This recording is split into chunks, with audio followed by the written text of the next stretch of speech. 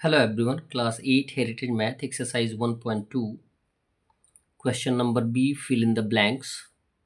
और ये तो आपको जानकारी होगी ही कि मैथमेटिक्स में यदि fill in the blanks find out करना है तो ढेर सारी क्वेश्चंस का सॉल्यूशन फाइंड आउट करना होता है और जो आंसर आता है उसे हम फिलअप कर देते हैं। फर्स्ट क्वेश्चन दिया गया है कि द वैल्यू ऑफ 7/8 माइनस 5/12 का कितना आएगा।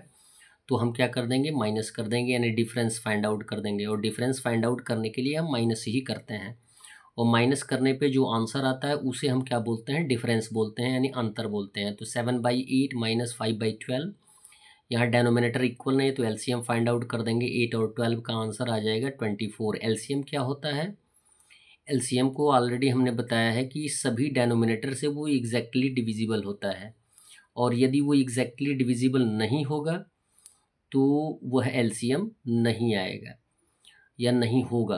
तो 8 का टेबल 3 टाइम्स पढ़ेंगे 24 आएगा, इनटू कितना आ जाएगा, न्यूमरेटर 7, माइनस का सिंबल है तो माइनस का सिंबल देंगे। 12 2 ज़ा 24 इंटू न्यूमरेटर 5, मल्टीप्लाई कर दीजिए, 7 3 ज़ा 21 माइनस 5 2 ज़ा 10 by denominator 24, that one is called LCM.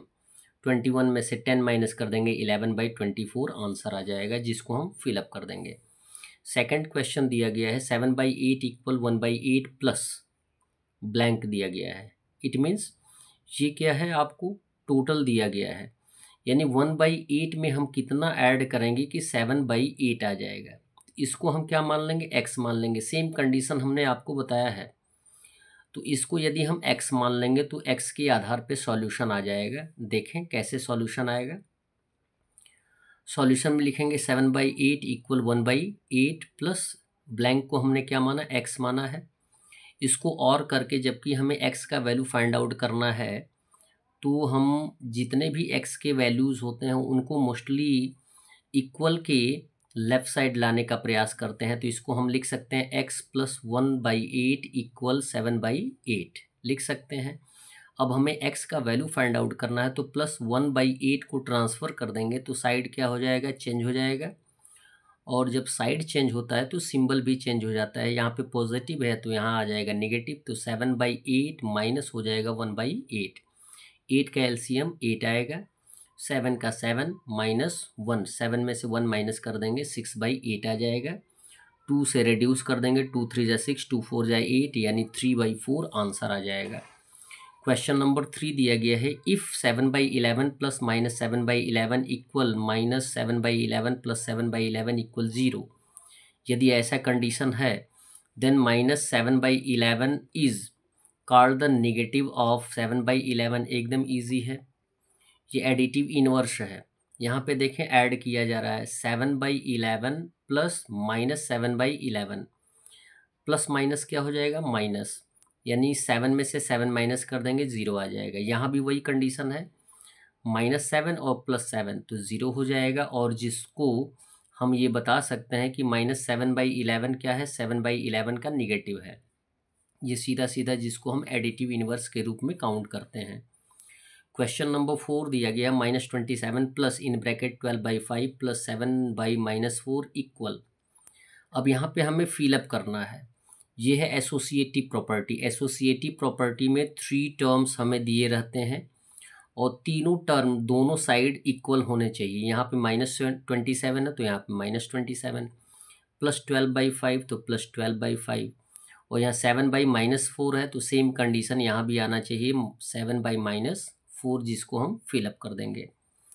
Question number 5 दिया गया है, 4/3 plus -2/3 plus 3/5 plus blank equal हो जाएगा -14/15। यानी ये जो 3 रेशनल नंबर्स दिए जा रहे हैं उसमें और कौन सा रेशनल नंबर ऐड किया जाएगा कि आंसर जो होगा -14/15 आ जाएगा। तो इस ब्लैंक को हम क्या मान के सॉल्व करेंगे, x मान के सॉल्यूशन फाइंड आउट करेंगे।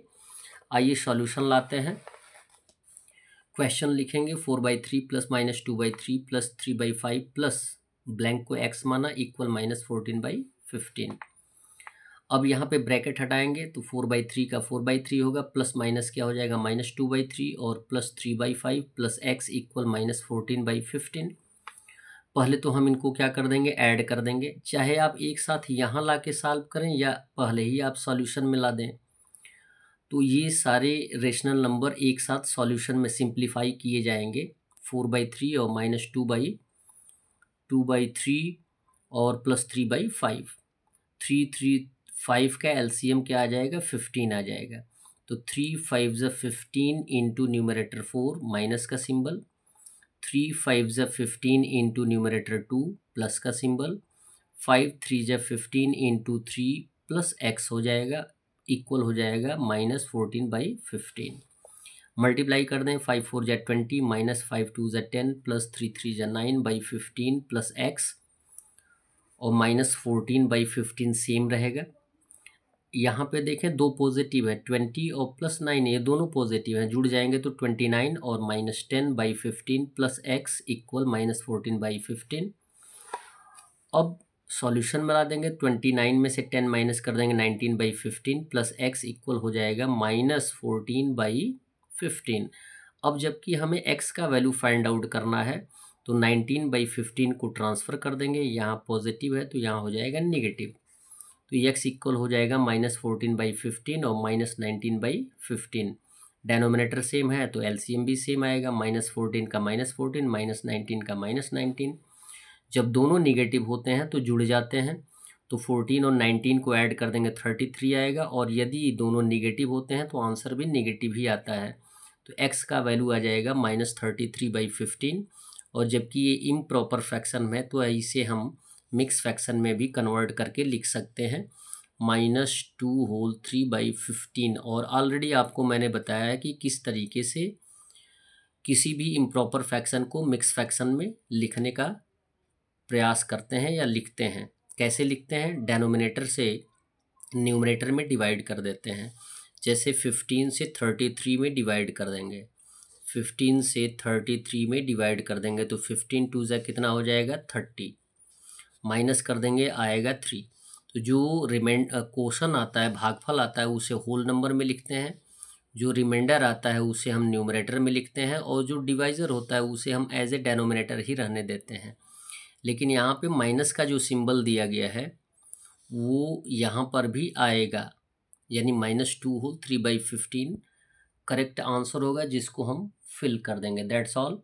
वीडियो को लाइक करें और चैनल को सब्सक्राइब करें। धन्यवाद।